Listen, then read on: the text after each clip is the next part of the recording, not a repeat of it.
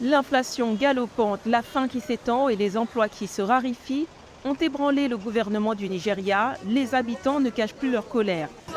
Je suis en colère. C'est ennuyeux. D'ici à Ojuelegba, avant c'était 300 naira. Maintenant, ils prennent 700 naira et nous disent que nous ne devions pas parler, que nous devions rentrer. Comment pouvons-nous rentrer alors que mes enfants ont faim?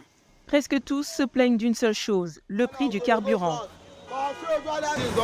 Les choses ont changé. Si nous n'augmentons pas le tarif, nous perdons. Et le carburant à lui seul consomme tous nos revenus. Le carburant d'ici à Ojuelegba coûte 5000 naira. Alors si vous faites le calcul, comment puis-je faire des bénéfices? Nous devons donc augmenter le prix des billets pour pouvoir rentrer dans nos frais. Et nous devons aussi gagner de l'argent pour la nourriture.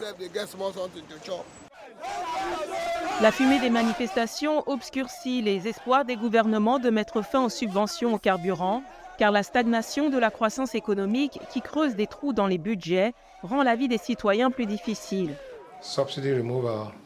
La suppression ou la réduction des subventions est un travail en cours et vous devez maintenant l'introduire progressivement de manière à savoir, premièrement, ce que le gouvernement peut se permettre, deuxièmement, ce que la population peut se permettre et troisièmement, si vous recyclez réellement les revenus que vous avez pris à la population dans les poches des consommateurs et si vous les utilisez pour leur propre avantage à d'autres égards. Presque tous les pays du monde bénéficient d'une forme ou d'une autre de subvention à l'énergie, dont le coût atteindra le chiffre record de 7 000 milliards de dollars en 2022, soit 7,1% du PIB selon le Fonds monétaire international.